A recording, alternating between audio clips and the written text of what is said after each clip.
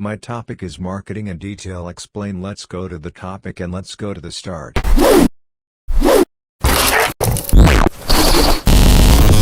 Marketing is the process of planning and executing the conception, pricing, promotion, and distribution of ideas, goods, and services to create exchanges that satisfy individual and organizational objectives.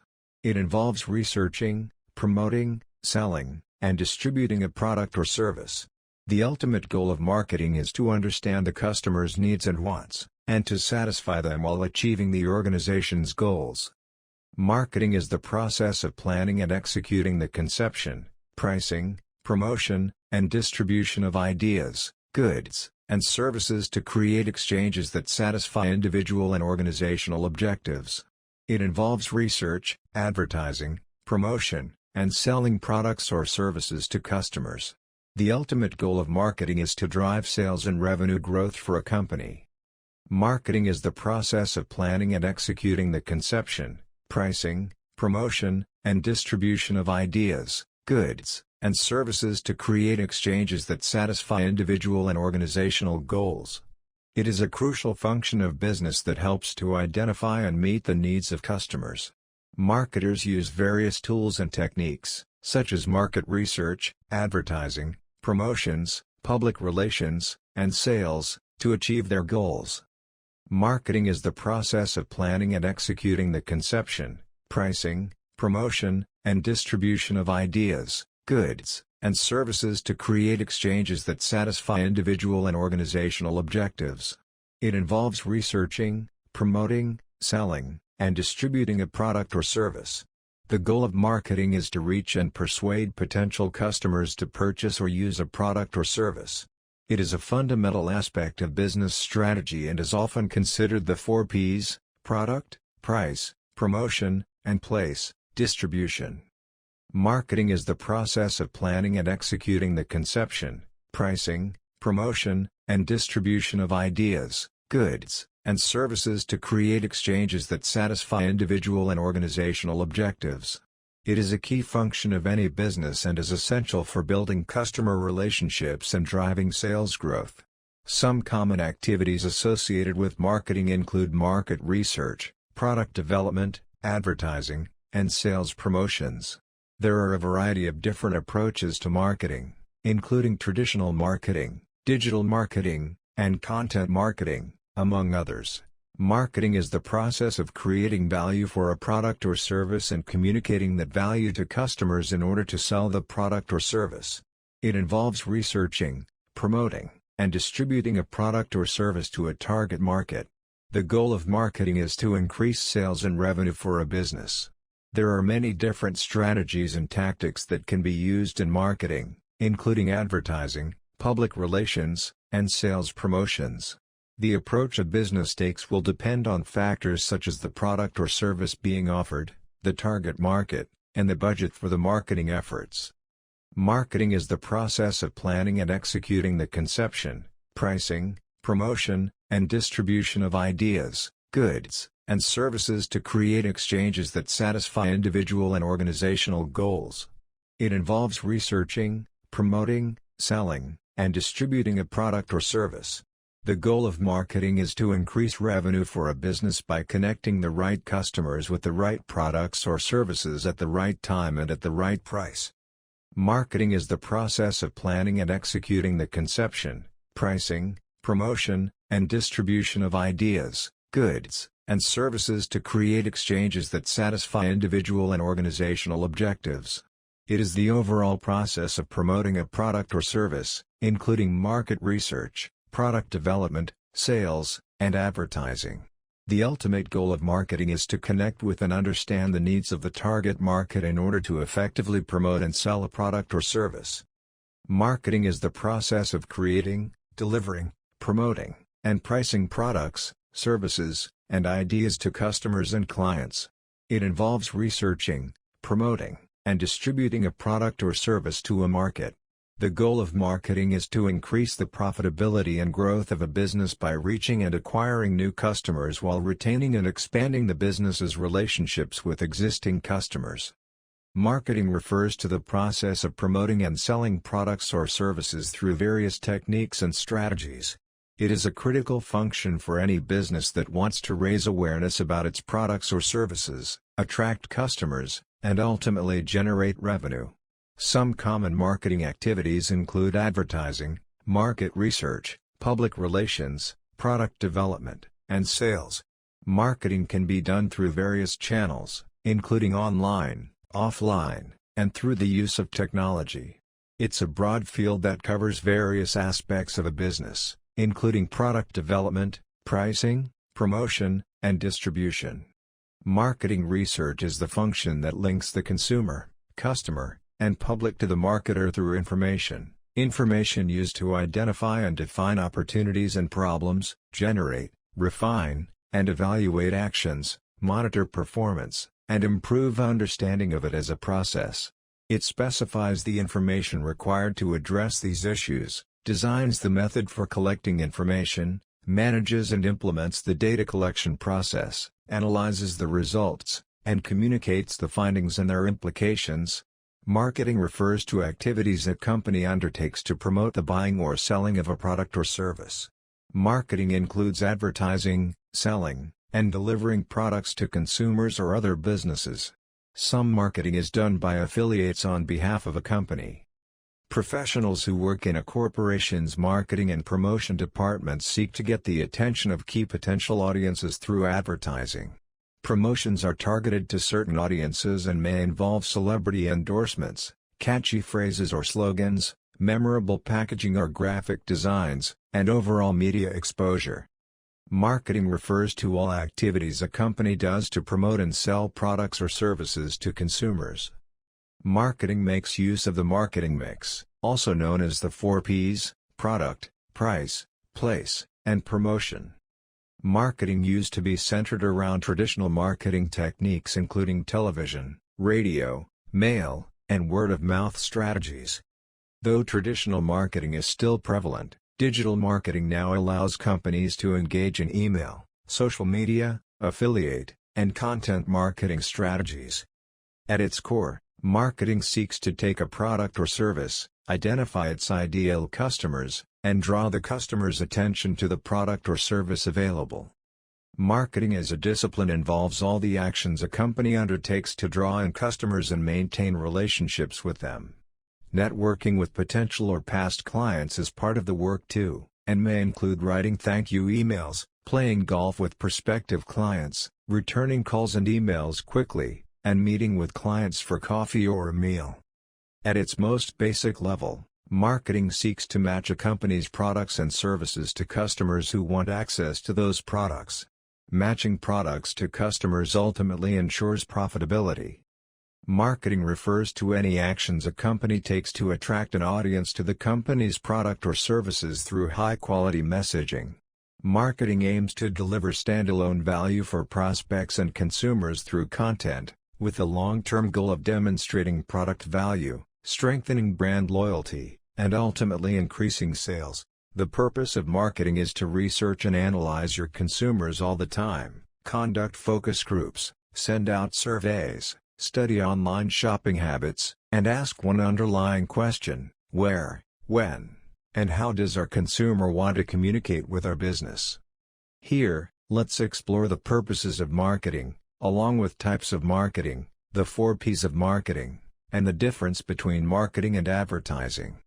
Whether you're a seasoned marketer looking to refresh your definitions, or a beginner looking to understand what marketing is in the first place, we've got you covered. Let's dive in. Marketing is the process of getting people interested in your company's product or service. This happens through market research, analysis, and understanding your ideal customers' interests. Marketing pertains to all aspects of a business, including product development, distribution methods, sales, and advertising.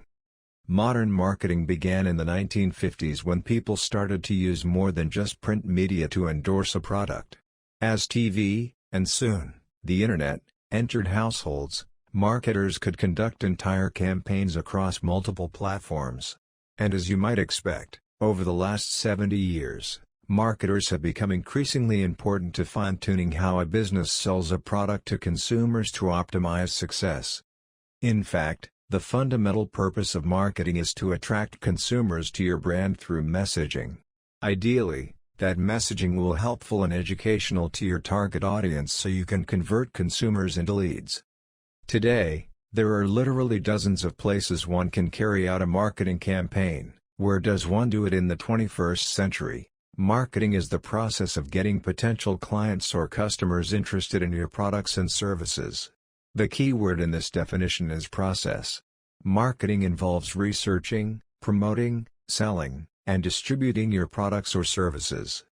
This discipline centers on the study of the market and consumer behaviors, and it analyzes the commercial management of companies in order to attract, acquire, and retain customers by satisfying their wants and needs and instilling brand loyalty.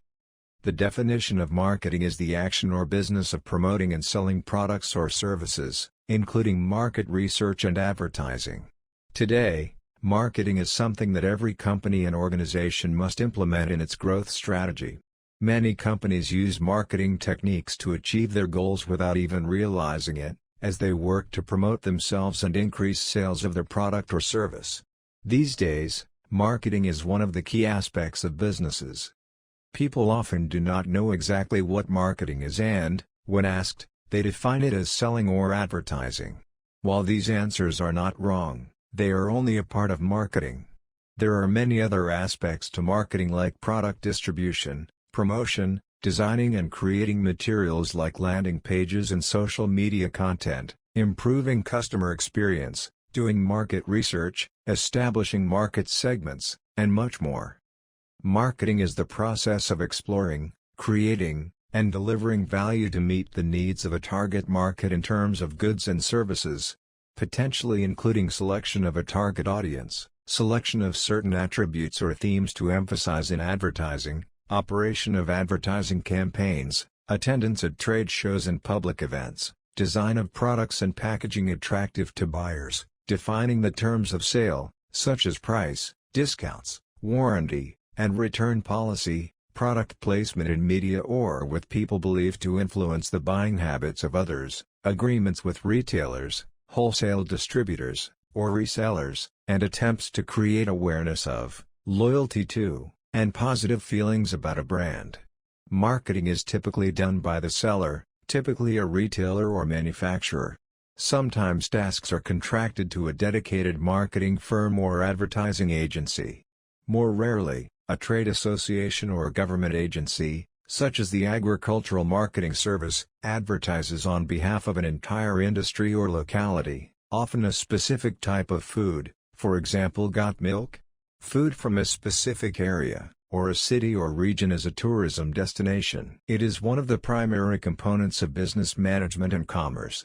3. Marketers can direct their product to other businesses, B2B marketing, or directly to consumers, B2C marketing. Regardless of who is being marketed to, several factors apply, including the perspective the marketers will use. Known as market orientations, they determine how marketers approach the planning stage of marketing. The marketing mix, which outlines the specifics of the product and how it will be sold. 6-7, is affected by the environment surrounding the product. 8. The results of marketing research and market research, and the characteristics of the product's target market. 11. Once these factors are determined, marketers must then decide what methods of promoting the product, 4, including the use of coupons and other price inducements. The term marketing, which is commonly known as attracting customers, incorporates knowledge gained by studying the management of exchange relationships 13-14. And is the business process of identifying, anticipating, and satisfying customers' needs and wants. Marketing is currently defined by the American Marketing Association, AMA, as the activity, set of institutions, and processes for creating, communicating, delivering, and exchanging offerings that have value for customers, clients, partners, and society at large. However, the definition of marketing has evolved over the years. The AMA reviews this definition and its definition for marketing research every 3 years. 2. The interests of society at large were added into the definition in 2008.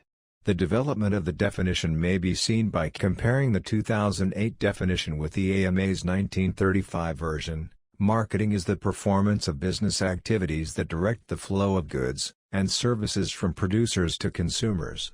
16. The newer definition highlights the increased prominence of other stakeholders in the new conception of marketing. Recent definitions of marketing place more emphasis on the consumer relationship, as opposed to a pure exchange process. For instance, prolific marketing author and educator, Philip Kotler has evolved his definition of marketing. In 1980, he defined marketing as satisfying needs and wants through an exchange process.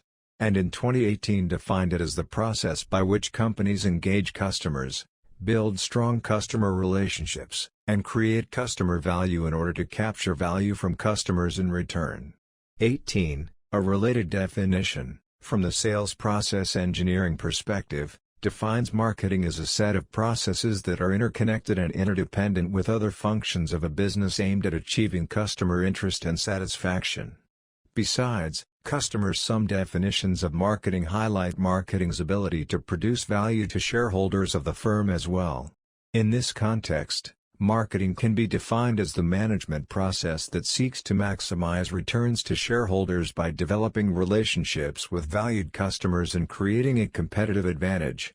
Instance, the Chartered Institute of Marketing defines marketing from a customer-centric perspective, focusing on the management process responsible for identifying, anticipating and satisfying customer requirements profitably.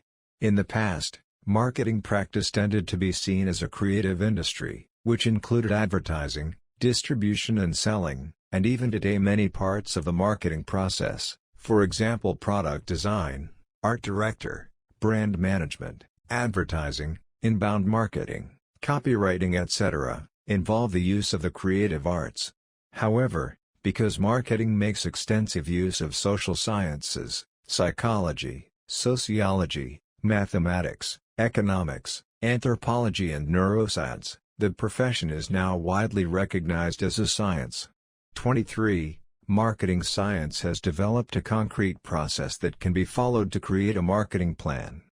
The marketing concept proposes that to complete its organizational objectives, an organization should anticipate the needs and wants of potential consumers and satisfy them more effectively than its competitors. This concept originated from Adam Smith's book The Wealth of Nations but would not become widely used until nearly 200 years later. 25. Marketing and marketing concepts are directly related.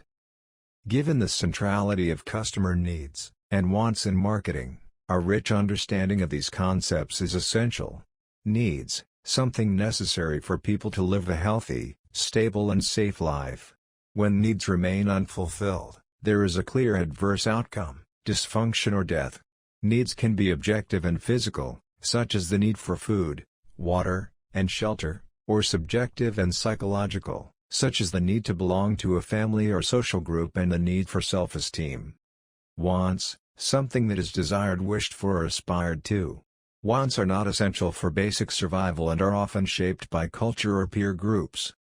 Demands, when needs and wants are backed by the ability to pay, they have the potential to become economic demands. Marketing research, conducted for the purpose of new product development or product improvement, is often concerned with identifying the consumer's unmet needs. Customer needs are central to market segmentation, which is concerned with dividing markets into distinct groups of buyers on the basis of distinct needs, characteristics, or behaviors who might require separate products or marketing mixes. Needs-based segmentation, also known as benefit segmentation, places the customer's desires at the forefront of how a company designs and markets products or services. Although needs-based segmentation is difficult to do in practice, it has been proved to be one of the most effective ways to segment a market. 3027. In addition, a great deal of advertising and promotion is designed to show how a given product's benefits meet the customer's needs, wants or expectations in a unique way. Marketing is defined by the American Marketing Association as the activity, set of institutions, and processes for creating, communicating, delivering, and exchanging offerings that have value for customers, clients, partners, and society at large. 1. If you read the definition closely, you see that there are 4 activities, or components, of marketing. Marketing is a business term that experts have defined in dozens of different ways. In fact, even at the company level, people may perceive the term differently. Basically, it is a management process through which products and services move from concept to the customer. It includes the identification of a product, determining demand, deciding on its price, and selecting distribution channels. It also includes developing and implementing a promotional strategy incorporating both outbound and inbound marketing. Marketing is the organization of the sale of a product, for example, deciding on its price, the areas it should be supplied to, and how it should be advertised. Below is the American Marketing Association's definition. Marketing is the activity, set of institutions, and processes for creating, communicating, delivering, and exchanging offerings that have value for customers, clients, partners, and society at large. Marketing refers to the activities of a business related to buying and selling a product or service. It involves finding out what consumers want and determining whether it is possible to produce it at the right price. The company then makes and sells it. Marketing, the sum of activities involved in directing the flow of goods and services from producers to consumers. Marketing's principal function is to promote and facilitate exchange. Through marketing, individuals and groups obtain what they need and want by exchanging products and services with other parties. Such a process can occur only when there are at least 2 parties, each of whom has something to offer. In addition, the exchange cannot occur unless the parties are able to communicate about and to deliver what they offer. Marketing is not a coercive process. All parties must be free to accept or reject what others are offering. So defined, marketing is distinguished from other modes of obtaining desired goods, such as through self-production, begging, theft, or force. Marketing is not confined to any particular type of economy, because goods must be exchanged and therefore marketed in all economies and societies except perhaps in the most primitive. Furthermore, marketing is not a function that is limited to profit-oriented business. Even such public institutions as hospitals, schools, and museums engage in some forms of marketing. Within the broad scope of marketing, merchandising is concerned more specifically with promoting the sale of goods and services to consumers, i.e., retailing, and hence is more characteristic of free market economies. Based on these criteria, marketing can take a variety of forms. It can be a set of functions, a department within an organization, a managerial process, a managerial philosophy, and a social process. The marketing discipline had its origins in the early 20th century as an offspring of economics. Economics science had neglected the role of middlemen and the role of functions other than price in the determination of demand levels and characteristics. Early marketing economists examined agricultural and industrial markets and described them in greater detail than the classical economists. This examination resulted in the development of 3 approaches to the analysis of marketing activity: the commodity, the institution, and the function. Commodity analysis studies the ways in which a product or product group is brought to market. A commodity analysis of milk, for example, traces the ways in which milk is collected at individual dairy farms, transported to and processed at local dairy cooperatives, and shipped to grocers and supermarkets for consumer purchase. The institutional analysis describes the types of businesses that play a prevalent role in marketing, such as wholesale or retail institutions. For instance, an institutional analysis of clothing wholesalers examines the ongoing concerns that wholesalers face in order to ensure both the correct supply for their customers and the appropriate inventory and shipping capabilities. Finally, a functional analysis examines the general tasks that marketing performs. For example, any marketing effort must ensure that the product is transported from the supplier to the customer. In some industries, this transportation function may be handled by a truck, while in others it may be done by mail or email, facsimile, television signal, the internet, or airline. All these institutions perform the same function. As the study of marketing became more prevalent throughout the 20th century, large companies, particularly mass consumer manufacturers, began to recognize the importance of market research, better product design, effective distribution, and sustained communication with consumers in the success of their brands. Marketing concepts and techniques later moved into the industrial goods sector and subsequently into the services sector. It soon became apparent that organizations and individuals market not only goods and services but also ideas, social marketing, places, location marketing, personalities, celebrity marketing, events, event marketing, and even the organizations themselves, public relations. As marketing developed, it took a variety of forms. It was noted above that marketing can be viewed as a set of functions in the sense that certain activities are traditionally associated with the exchange process. A common but incorrect view is that selling and advertising are the only marketing activities.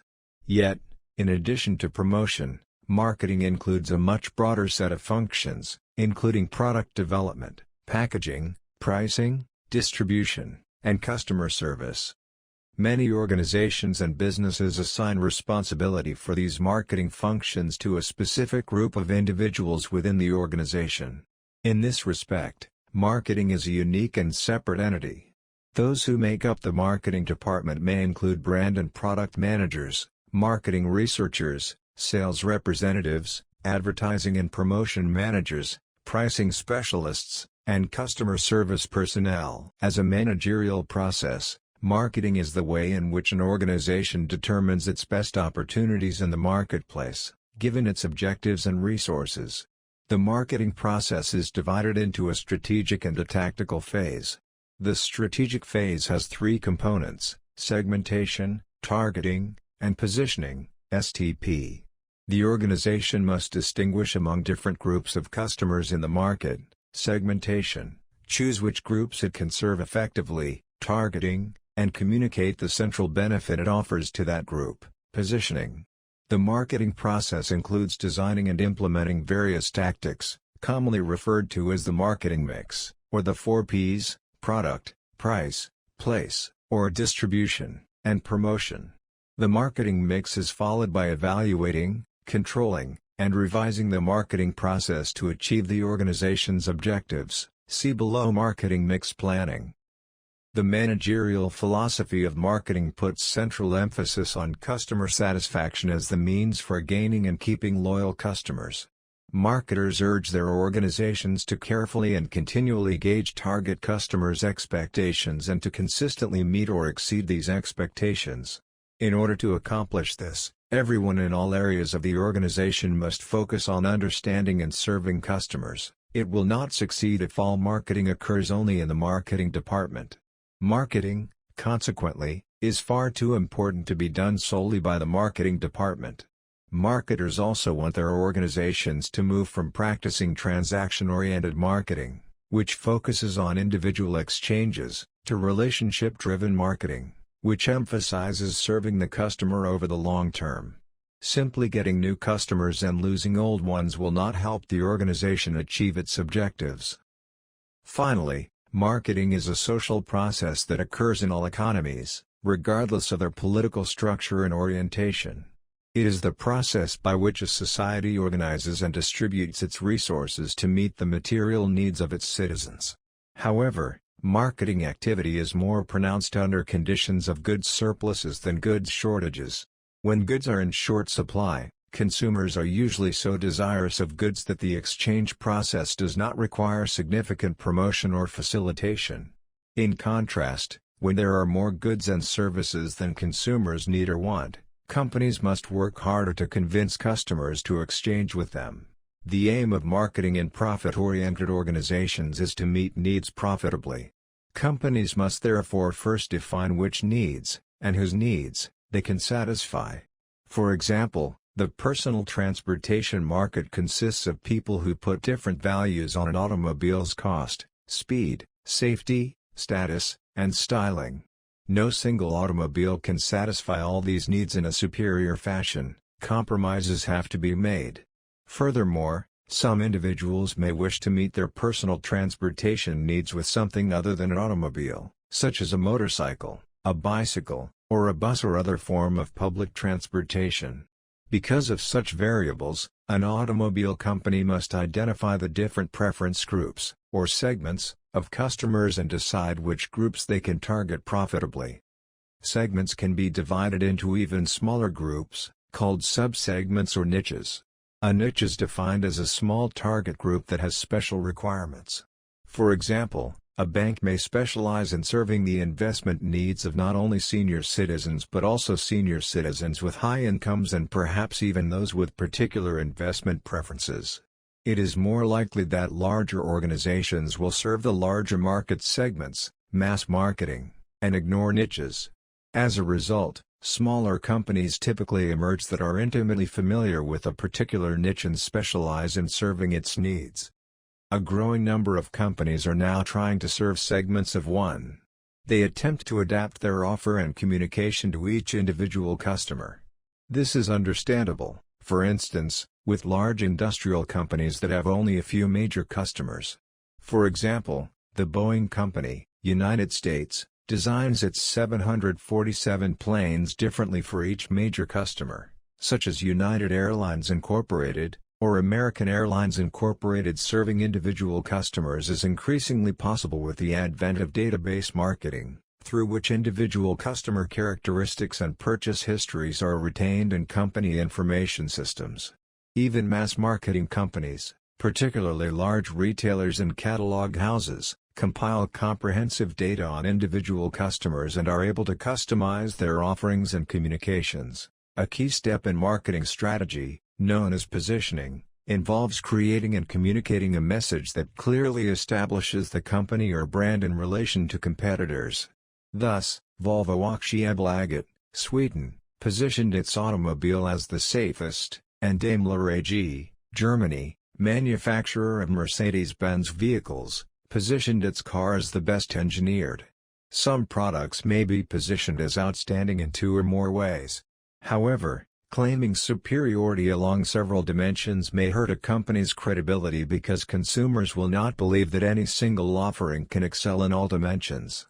Furthermore, although the company may communicate a particular position, customers may perceive a different image of the company as a result of their actual experiences with the company's product or through word of mouth. Having developed a strategy, a company must then decide which tactics will be most effective in achieving strategy goals. Tactical marketing involves creating a marketing mix of four components: product, price, place, promotion, that fulfills the strategy for the targeted set of customer needs. The first marketing mix element is the product, which refers to the offering or group of offerings that will be made available to customers. In the case of a physical product, such as a car, a company will gather information about the features and benefits desired by a target market. Before assembling a product, the marketer's role is to communicate customer desires to the engineers who design the product or service. This is in contrast to past practice, when engineers designed a product based on their own preferences, interests, or expertise and then expected marketers to find as many customers as possible to buy this product. Contemporary thinking calls for products to be designed based on customer input and not solely on engineers' ideas. In traditional economies, the goods produced and consumed often remain the same from one generation to the next, including food, clothing, and housing. As economies develop, the range of products available tends to expand, and the products themselves change. In contemporary industrialized societies, products, like people, go through life cycles: birth, growth, maturity, and decline. This constant replacement of existing products with new or altered products has significant consequences for professional marketers. The development of new products involves all aspects of a business: production, finance, research and development, and even personnel administration and public relations. Packaging and branding are also substantial components in the marketing of a product. Packaging in some instances may be as simple as customers in France carrying long loaves of unwrapped bread, or small produce dealers in Italy wrapping vegetables in newspapers or placing them in customers' string bags. In most industrialized countries, however, the packaging of merchandise has become a major part of the selling effort, as marketers now specify exactly the types of packaging that will be most appealing to prospective customers. The importance of packaging in the distribution of the product has increased with the spread of self-service purchases, in wholesaling as well as in retailing. Packaging is sometimes designed to facilitate the use of the product, as with aerosol containers for room deodorants. In Europe, such condiments as mustard, mayonnaise, and ketchup are often packaged in tubes. Some packages are reusable, making them attractive to customers in poorer countries where metal containers, for instance, are often highly prized. Customers in wealthier countries may prefer packaging that can be recycled. The same general marketing approach about the product applies to the development of service offerings as well. For example, a health maintenance organization, HMO, must design a contract for its members that describes which medical procedures will be covered, how much physician choice will be available, how out-of-town medical costs will be handled, and so forth. In creating a successful service mix, the HMO must choose features that are preferred and expected by target customers, or the service will not be valued in the marketplace. The second marketing mix element is price. Ordinarily, companies determine a price by gauging the quality or performance level of the offer and then selecting a price that reflects how the market values its level of quality. However, marketers also are aware that price can send a message to a customer about the product's presumed quality level. A Mercedes-Benz vehicle is generally considered to be a high-quality automobile, and it therefore can command a high price in the marketplace. But, even if the manufacturer could price its cars competitively with economy cars, it might not do so, knowing that the lower price might communicate lower quality. On the other hand, in order to gain market share, some companies have moved to more for the same or the same for less pricing, which means offering prices that are consistently lower than those of their competitors. This kind of discount pricing has caused firms in such industries as airlines and pharmaceuticals, which used to charge a price premium based on their past brand strength and reputation, to significantly re-evaluate their marketing strategies. Place, or where the product is made available, is the third element of the marketing mix and is most commonly referred to as distribution. When a product moves along its path from producer to consumer, it is said to be following a channel of distribution. For example, the channel of distribution for many food products includes food processing plants, warehouses, wholesalers, and supermarkets. By using this channel, a food manufacturer makes its products easily accessible by ensuring that they are in stores that are frequented by those in the target market. In another example, a mutual funds organization makes its investment products available by enlisting the assistance of brokerage houses and banks, which in turn establish relationships with particular customers. However, each channel participant can handle only a certain number of products, space at supermarkets is limited, and investment brokers can keep abreast of only a limited number of mutual funds. Because of this, some marketers may decide to skip steps in the channel and instead market directly to buyers through factory outlets, direct mail, and shopping via the Internet, a significant trend from the late 20th century. Promotion, the fourth marketing mix element, consists of several methods of communicating with and influencing customers. The major tools are sales force, advertising, sales promotion, and public relations. Sales representatives are the most expensive means of promotion, because they require income, expenses, and supplementary benefits.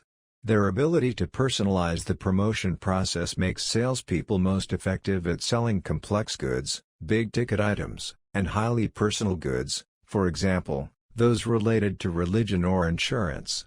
Salespeople are trained to make presentations, answer objections, gain commitments to purchase, and manage account growth.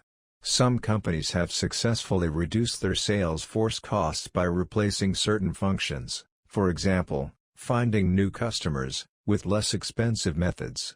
Advertising includes all forms of paid non-personal communication and promotion of products, services, or ideas by a specified sponsor. Advertising appears in such media as print, newspapers, magazines, billboards, flyers, broadcast, radio, television, and Internet, including email and various websites. Print advertisements typically consist of a picture, a headline, information about the product, and occasionally a response coupon. Broadcast advertisements consist of an audio or video narrative that can range from short 15-second spots to longer segments known as infomercials, which generally last 30 or 60 minutes. Email advertisements are similar in content to print advertisements and contain hyperlinks to the retailer of the product or service. Advertisements on websites consist of static or moving pictures and words, sometimes presented in so-called pop-up windows, and brief videos, with or without an audio narrative, along with hyperlinks. A notorious form of advertising over the Internet is spam, consisting of unsolicited commercial messages sent to email accounts, blogs, social networking sites, and cellular telephones. The second marketing mix element is price. Ordinarily, companies determine a price by gauging the quality or performance level of the offer and then selecting a price that reflects how the market values its level of quality. However, marketers also are aware that price can send a message to a customer about the product's presumed quality level. A Mercedes-Benz vehicle is generally considered to be a high-quality automobile, and it therefore can command a high price in the marketplace. But, even if the manufacturer could price its cars competitively with economy cars, it might not do so, knowing that the lower price might communicate lower quality. On the other hand, in order to gain market share, some companies have moved to more for the same or the same for less pricing, which means offering prices that are consistently lower than those of their competitors. This kind of discount pricing has caused firms in such industries as airlines and pharmaceuticals, which used to charge a price premium based on their past brand strength and reputation, to significantly re-evaluate their marketing strategies. Place, or where the product is made available, is the third element of the marketing mix and is most commonly referred to as distribution. When a product moves along its path from producer to consumer, it is said to be following a channel of distribution. For example, the channel of distribution for many food products includes food processing plants, warehouses, wholesalers, and supermarkets. By using this channel, a food manufacturer makes its products easily accessible by ensuring that they are in stores that are frequented by those in the target market. In another example, a mutual funds organization makes its investment products available by enlisting the assistance of brokerage houses and banks, which in turn establish relationships with particular customers. However, each channel participant can handle only a certain number of products, space at supermarkets is limited, and investment brokers can keep abreast of only a limited number of mutual funds. Because of this, some marketers may decide to skip steps in the channel and instead market directly to buyers through factory outlets, direct mail, and shopping via the Internet, a significant trend from the late 20th century. Promotion, the fourth marketing mix element, consists of several methods of communicating with and influencing customers. The major tools are sales force, advertising, sales promotion, and public relations. Sales representatives are the most expensive means of promotion, because they require income, expenses, and supplementary benefits. Their ability to personalize the promotion process makes salespeople most effective at selling complex goods, big-ticket items, and highly personal goods, for example, those related to religion or insurance.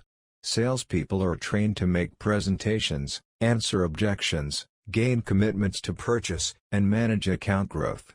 Some companies have successfully reduced their sales force costs by replacing certain functions, for example, finding new customers, with less expensive methods. Advertising includes all forms of paid non-personal communication and promotion of products, services, or ideas by a specified sponsor. Advertising appears in such media as print, newspapers, magazines, billboards, flyers, broadcast, radio, television, and Internet, including email and various websites. Print advertisements typically consist of a picture, a headline, information about the product, and occasionally a response coupon.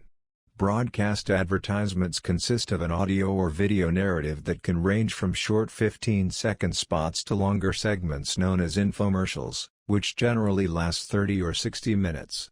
Email advertisements are similar in content to print advertisements and contain hyperlinks to the retailer of the product or service. Advertisements on websites consist of static or moving pictures and words, sometimes presented in so-called pop-up windows, and brief videos, with or without an audio narrative, along with hyperlinks. A notorious form of advertising over the internet is spam, consisting of unsolicited commercial messages sent to email accounts, blogs, social networking sites, and cellular telephones. The elements that play a role in the marketing process can be divided into three groups: customers, distributors, and facilitators. In addition to interacting with one another, these groups must interact within a business environment that is affected by a variety of forces, including governmental, economic, and social influences. In order to understand target customers, certain questions must be answered. Who constitutes the market segment? What do they buy and why? And how, when, and where do they buy? Knowing who constitutes the market segment is not simply a matter of knowing who uses a product.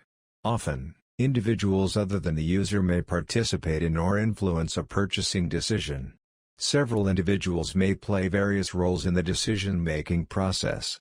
For instance, in the decision to purchase an automobile for a small family business, the son may be the initiator, the daughter may be an influencer, the wife may be the decider, the purchasing manager may be the buyer, and the husband may be the user. In other words, the son may read on a website that businesses can save money and decrease tax liability by owning or leasing company transportation. He may therefore initiate the product search process by raising this issue at a weekly business meeting. However, the son may not be the best qualified person to gather and process information about automobiles, because the daughter worked for several years in the auto industry before joining the family business. Although the daughter's expertise and research efforts may influence the process, she may not be the key decision-maker. The mother, by virtue of her position in the business and in the family, may make the final decision about which car to purchase. However, the family uncle may have good negotiation skills, and he may be the purchasing agent. Thus, he will go to different car dealerships in order to buy the chosen car at the best possible price. Finally, despite the involvement of all these individuals in the purchase process, none of them may actually drive the car. It may be purchased so that the father may use it for his frequent sales calls. In other instances, an individual may handle more than one of these purchasing functions and may even be responsible for all of them. The key is that a marketer must recognize that different people have different influences on the purchase decision, and these factors must be taken into account in crafting a marketing strategy. In addition to knowing to whom the marketing efforts are targeted, it is important to know which products target customers tend to purchase and why they do so. Customers do not purchase things as much as they purchase services or benefits to satisfy needs. For instance, a conventional oven allows users to cook and heat food. Microwave oven manufacturers recognize that this need can be fulfilled, and done so more quickly, with a technology other than conventional heating. By focusing on needs rather than on products, these companies were able to gain a significant share in the food cooking and heating market. Knowledge of when, where, and how purchases are made is also useful. A furniture store whose target customers tend to make major purchases in the spring may send its mailings at the beginning of this season. A food vendor may set up a stand near the door of a busy office complex so that employees must pass the stand on their way to lunch. And a jeweler who knows that customers prefer to pay with credit cards may ensure that all major credit cards are accepted at the store. In other cases, marketers who understand specifics about buying habits and preferences also may try to alter them. Thus, a remotely situated wholesale store may use deeply discounted prices to lure customers away from local shopping malls or online stores. Customers can be divided into two categories: consumer customers, who purchase goods and services for use by themselves and by those with whom they live, and business customers, who purchase goods and services for use by the organization for which they work. Although there are a number of similarities between the purchasing approaches of each type of customer, there are important differences as well.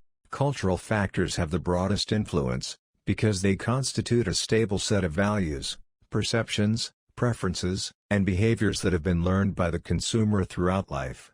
For example, in Western cultures consumption is often driven by a consumer's need to express individuality, while in Eastern cultures consumers are more interested in conforming to group norms. In addition to the influence of a dominant culture, consumers may also be influenced by several subcultures. In Quebec the dominant culture is French-speaking, but one influential subculture is English-speaking.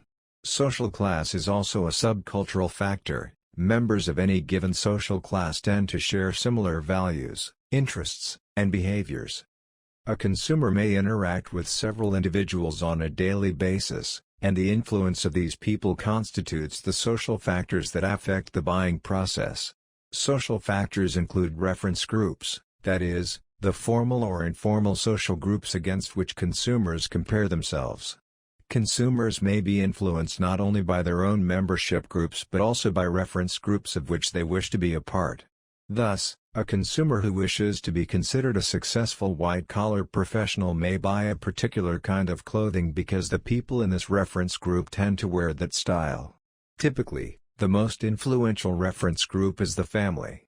In this case, family includes the people who raise the consumer, the family of orientation, as well as the consumer's spouse and children, the family of procreation. Within each group, a consumer will be expected to play a specific role or set of roles dictated by the norms of the group. Roles in each group generally are tied closely to status. Personal factors include individual characteristics that, when taken in aggregate, distinguish the individual from others of the same social group and culture. These include age, life cycle stage, occupation, economic circumstances, and lifestyle. A consumer's personality and self-conception will also influence his or her buying behavior. Finally, psychological factors are the ways in which human thinking and thought patterns influence buying decisions. Consumers are influenced, for example, by their motivation to fulfill a need. In addition, the ways in which an individual acquires and retains information will affect the buying process significantly. Consumers also make their decisions based on past experiences, both positive and negative. A consumer's buying task is affected significantly by the level of purchase involvement. The level of involvement describes how important the decision is to the consumer. High involvement is usually associated with purchases that are expensive, infrequent, or risky. Buying also is affected by the degree of difference between brands in the product category. The buying task can be grouped into 4 categories based on whether involvement is high or low and whether brand differences are great or small. Complex buying behavior occurs when the consumer is highly involved with the purchase and when there are significant differences between brands. This behavior can be associated with the purchase of a new home or a personal computer. Such tasks are complex because the risk is high, significant financial commitment, and the large differences between brands or products require gathering a substantial amount of information prior to purchase. Marketers who wish to influence this buying task must help the consumer process the information as readily as possible. This may include informing the consumer about the product category and its important attributes, providing detailed information about product benefits, and motivating sales personnel to influence final brand choice. For instance, realtors' websites typically offer extensive photographs and videos and full descriptions of each available home. And a computer sales representative is likely to spend time providing information to customers who have questions. Dissonance-reducing buying behavior occurs when the consumer is highly involved but sees little difference between brands. This is likely to be the case with the purchase of a lawnmower or a diamond ring. After making a purchase under such circumstances, a consumer is likely to experience the dissonance that comes from noticing that other brands would have been just as good, if not slightly better, in some dimensions. A consumer in such a buying situation will seek information or ideas that justify the original purchase. There are 2 types of low-involvement purchases. Habitual buying behavior occurs when involvement is low and differences between brands are small. Consumers in this case usually do not form a strong attitude toward a brand but select it because it is familiar. In these markets, promotions tend to be simple and repetitive so that the consumer can, without much effort, Learn the association between a brand and a product class. Marketers may also try to make their product more involving. For instance, toothpaste was at one time purchased primarily out of habit, but Procter & Gamble introduced a brand, Crest Toothpaste, that increased consumer involvement by raising awareness about the importance of good dental hygiene. Variety-seeking buying behavior occurs when the consumer is not involved with the purchase, yet there are significant brand differences. In this case, the cost of switching products is low, and so the consumer may, perhaps simply out of boredom, move from one brand to another. Such is often the case with frozen desserts, breakfast cereals, and soft drinks. Dominant firms in such a market situation will attempt to encourage habitual buying and will try to keep other brands from being considered by the consumer. These strategies reduce customer switching behavior. Challenger firms, on the other hand, want consumers to switch from the market leader, so they will offer promotions, free samples, and advertising that encourage consumers to try something new. The purchase process is initiated when a consumer becomes aware of a need. This awareness may come from an internal source such as hunger or an external source such as marketing communications. Awareness of such a need motivates the consumer to search for information about options with which to fulfill the need. This information can come from personal sources, commercial sources, public or government sources, or the consumer's own experience. Once alternatives have been identified through these sources, consumers evaluate the options, paying particular attention to those attributes the consumer considers most important. Evaluation culminates with a purchase decision, but the buying process does not end here. In fact, marketers point out that a purchase represents the beginning, not the end, of a consumer's relationship with a company. After a purchase has been made, a satisfied consumer is more likely to purchase another company product and to say positive things about the company or its product to other potential purchasers. The opposite is true for dissatisfied consumers.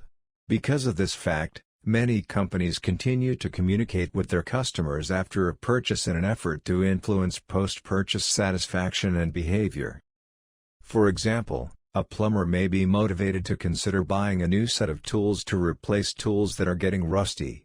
To gather information about what kind of new tool set to buy, this plumber may examine the tools of a colleague who just bought a new set, read advertisements in plumbing trade magazines, and visit different stores to examine the sets available. The plumber then processes all the information collected, focusing perhaps on durability as one of the most important attributes. In making a particular purchase, the plumber initiates a relationship with a particular tool company. This company may try to enhance post-purchase loyalty and satisfaction by sending the plumber promotions about new tools. Business customers, also known as industrial customers, purchase products or services to use in the production of other products. Such industries include agriculture, manufacturing, construction, transportation, and communication, among others. They differ from consumer markets in several respects. Because the customers are organizations, the market tends to have fewer and larger buyers than consumer markets. This often results in closer buyer-seller relationships, because those who operate in a market must depend more significantly on one another for supply and revenue. Business customers also are more concentrated. For instance, in the United States more than half of the country's business buyers are concentrated in only 7 states. Demand for business goods is derived demand, which means it is driven by a demand for consumer goods. Therefore, demand for business goods is more volatile, because variations in consumer demand can have a significant impact on business goods demand. Business markets are also distinctive in that buyers are professional purchasers who are highly skilled in negotiating contracts and maximizing efficiency. In addition, several individuals within the business usually have direct or indirect influence on the purchasing process. Although business customers are affected by the same cultural, social, personal, and psychological factors that influence consumer customers, the business arena imposes other factors that can be even more influential. First, there is the economic environment, which is characterized by such factors as primary demand, economic forecast, political and regulatory developments, and the type of competition in the market. In a highly competitive market such as airline travel, firms may be concerned about price and therefore make purchases with a focus on saving money. In markets where there is more differentiation among competitors, for example, in the hotel industry, many firms may make purchases with a focus on quality rather than on price. Second, there are organizational factors, which include the objectives, policies, procedures, structures, and systems that characterize any particular company. Some companies are structured in such a way that purchases must pass through a complex system of checks and balances, while other companies allow purchasing managers to make more individual decisions. Interpersonal factors are more salient among business customers, because the participants in the buying process, perhaps representing several departments within a company, often have different interests, authority, and persuasiveness. Furthermore, the factors that affect an individual in the business buying process are related to the participant's role in the organization. These factors include job position, risk attitudes, and income. The business buying process mirrors the consumer buying process, with a few notable exceptions. Business buying is not generally need-driven and is instead problem-driven. A business buying process is usually initiated when someone in the company sees a problem that needs to be solved or recognizes a way in which the company can increase profitability or efficiency. The ensuing process follows the same pattern as that of consumers, including information search, evaluation of alternatives, purchase decision, and post-purchase evaluation. However, in part because business purchase decisions require accountability and are often closely analyzed according to cost and efficiency, the process is more systematic than consumer buying and often involves significant documentation. Typically, a purchasing agent for a business buyer will generate documentation regarding product specifications, preferred supplier lists, requests for bids from suppliers, and performance reviews. Many producers do not sell products or services directly to consumers and instead use marketing intermediaries to execute an assortment of necessary functions to get the product to the final user. These intermediaries, such as middlemen, wholesalers, retailers, agents, and brokers, distributors, or financial intermediaries, typically enter into longer-term commitments with the producer and make up what is known as the marketing channel, or the channel of distribution. Manufacturers use raw materials to produce finished products, which in turn may be sent directly to the retailer, or, less often, to the consumer. However, as a general rule, finished goods flow from the manufacturer to one or more wholesalers before they reach the retailer and, finally, the consumer. Each party in the distribution channel usually acquires legal possession of goods during their physical transfer, but this is not always the case. For instance, in consignment selling, the producer retains full legal ownership even though the goods may be in the hands of the wholesaler or retailer, that is, until the merchandise reaches the final user or consumer. Channels of distribution tend to be more direct, that is, shorter and simpler, in the less industrialized nations. There are notable exceptions, however. For instance, the Ghana Cocoa Board collects cacao beans in Ghana and licenses trading firms to process the commodity. Similar marketing processes are used in other West African nations. Because of the vast number of small-scale producers, these agents operate through middlemen who, in turn, enlist sub-buyers to find runners to transport the products from remote areas. Japan's marketing organization was, until the late 20th century, characterized by long and complex channels of distribution and a variety of wholesalers. It was possible for a product to pass through a minimum of 5 separate wholesalers before it reached a retailer. Companies have a wide range of distribution channels available to them, and structuring the right channel may be one of the company's most critical marketing decisions. Businesses may sell products directly to the final customer, as is the case with most industrial capital goods.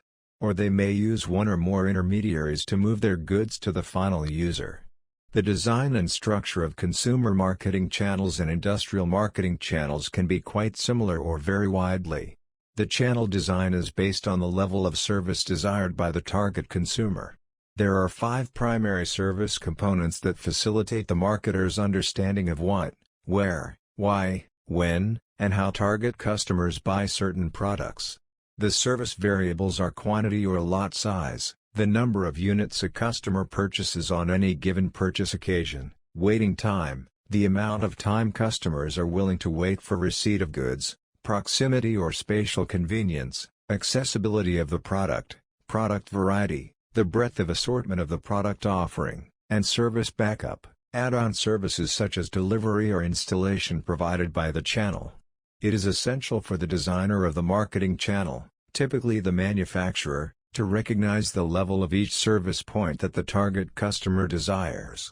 A single manufacturer may service several target customer groups through separate channels, and therefore each set of service outputs for these groups could vary. One group of target customers may want elevated levels of service, that is, fast delivery, high product availability, large product assortment, and installation. Their demand for such increased service translates into higher costs for the channel and higher prices for customers. In order to deliver the optimal level of service outputs to their target consumers, manufacturers are willing to allocate some of their tasks, or marketing flows, to intermediaries. As any marketing channel moves goods from producers to consumers, the marketing intermediaries perform, or participate in, a number of marketing flows, or activities.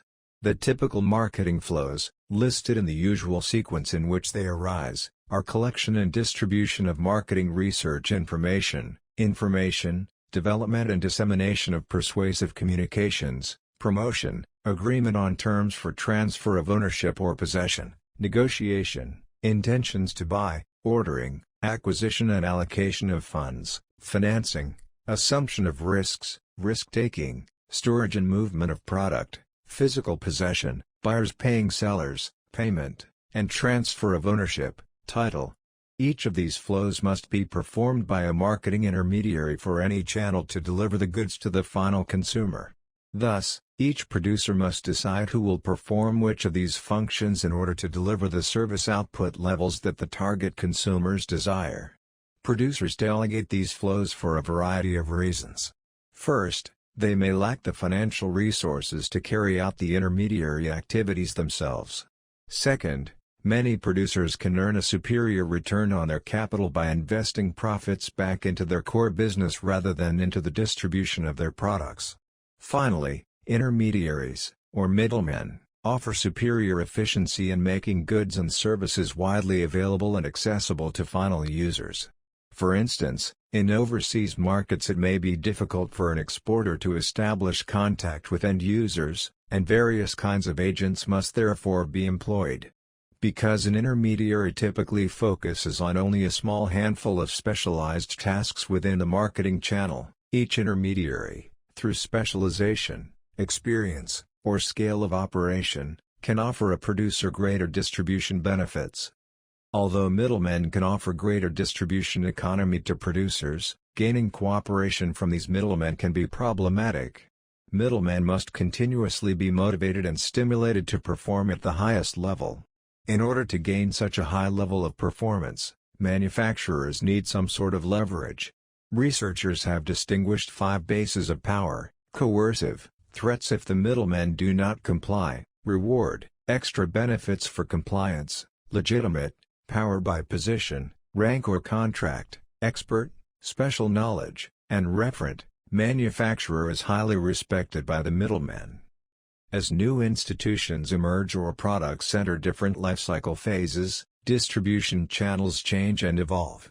With these types of changes, no matter how well the channel is designed and managed, conflict is inevitable.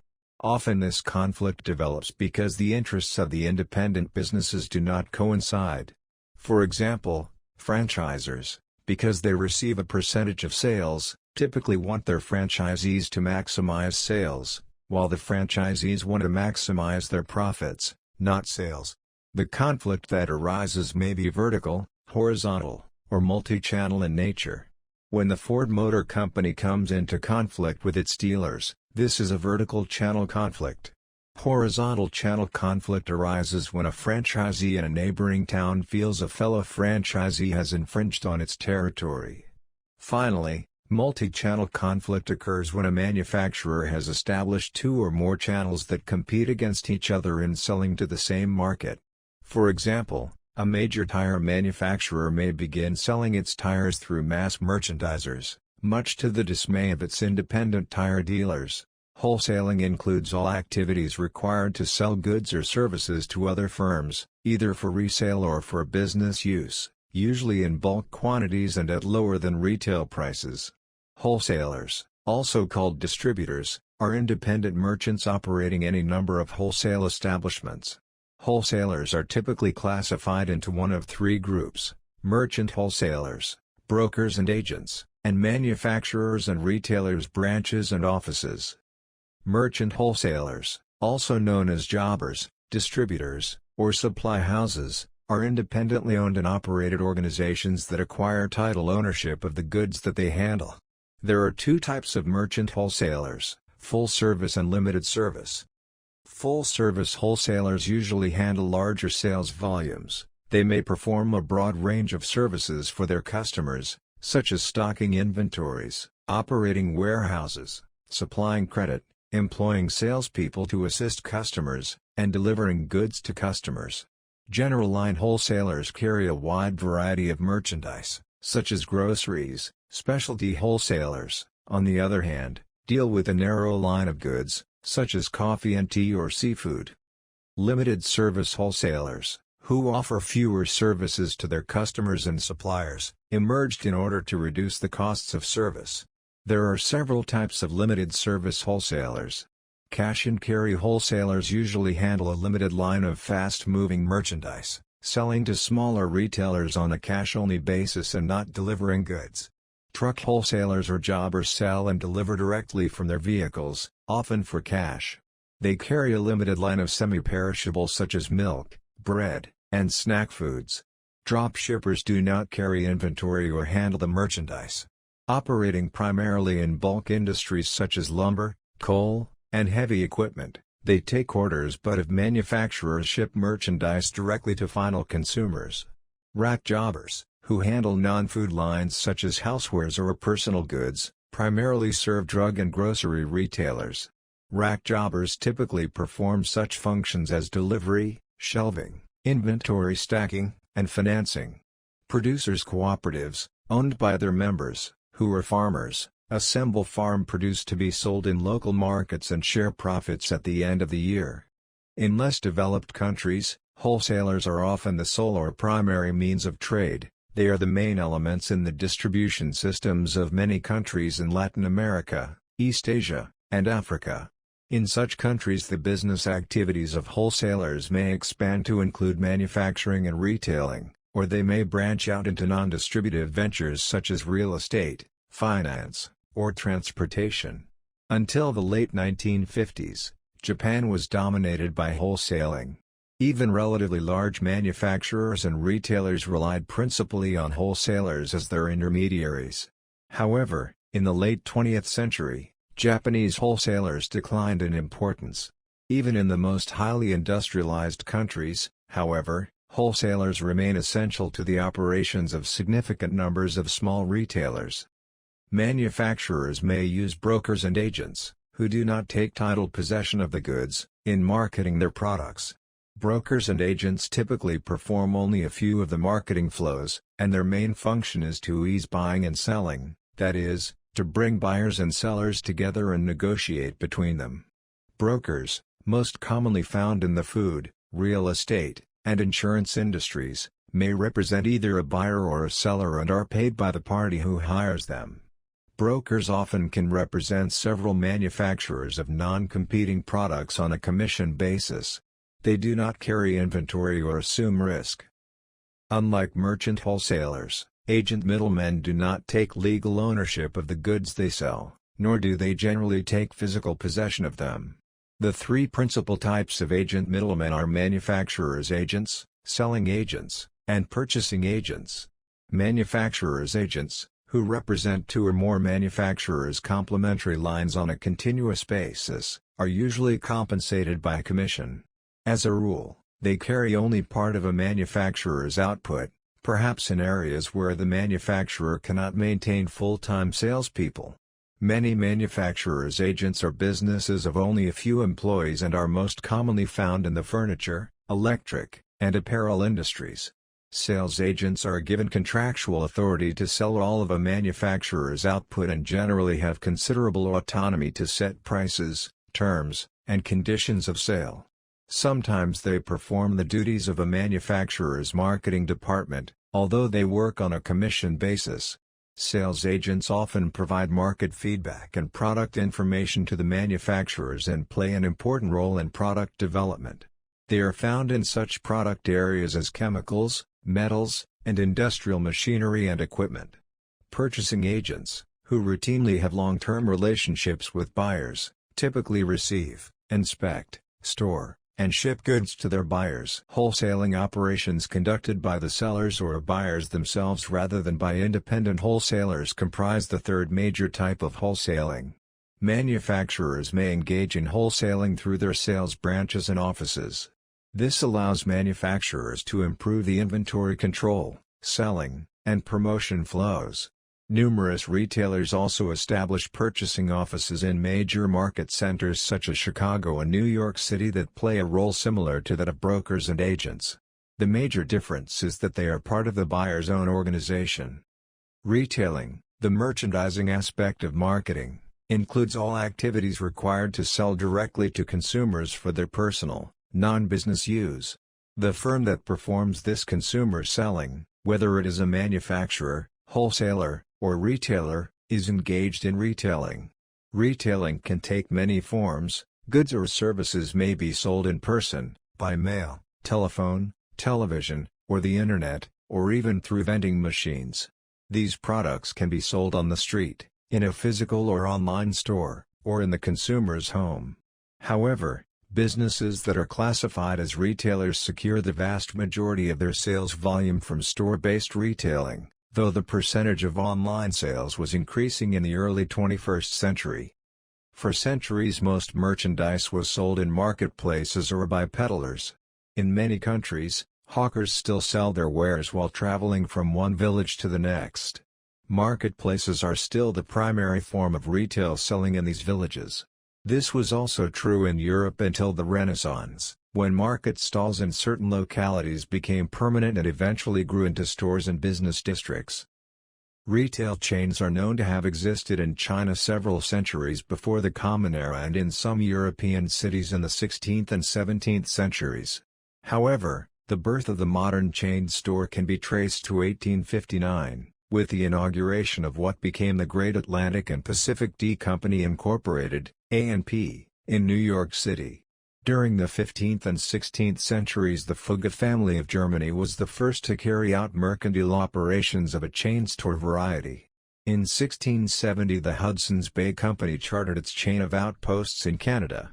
Department stores also were seen in Europe and Asia as early as the 17th century. The famous Bon Marché in Paris grew from a large specialty store into a full-fledged department store in the mid-1800s. By the middle of the 20th century, department stores existed in major U.S. cities, although small independent merchants still constitute the majority of retailers.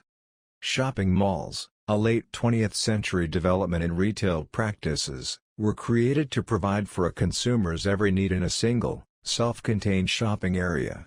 Although they were first created for the convenience of suburban populations, they can now also be found on main city thoroughfares. A large branch of a well-known retail chain usually serves as a mall's retail flagship, which is the primary attraction for customers. In fact, few malls can be financed and built without a flagship establishment already in place. Other mall proprietors have used recreation and entertainment to attract customers. Movie theaters, holiday displays, and live musical performances are often found in shopping malls. In Asian countries, malls also have been known to house swimming pools, arcades, and amusement parks. Hong Kong City Plaza Shopping Mall includes one of the territory's 2 ice rinks. Some malls, such as the Mall of America in Bloomington, Minnesota, U.S., may offer exhibitions, sideshows, and other diversions. However, in the early 21st century, malls seem to be falling from favor. Although there is a great variety of retail enterprises, with new types constantly emerging, they can be classified into three main types: store retailers, non-store retailers, and retail organizations. A specialty store carries a deep assortment within a narrow line of goods. Furniture stores, florists, sporting goods stores, and bookstores are all specialty stores. Stores such as the Athlete's Foot, Sports Shoes Only, and DXL Big Plus Tall, clothing for large and tall men, are considered super specialty stores because they carry a very narrow product line. Department stores carry a wider variety of merchandise than most stores but offer these items in separate departments within the store. These departments usually include home furnishings and electronic and household goods, as well as clothing, which may be divided into departments according to gender and age. Department stores increasingly also have large food departments, such as the renowned food court at Harrods in the United Kingdom.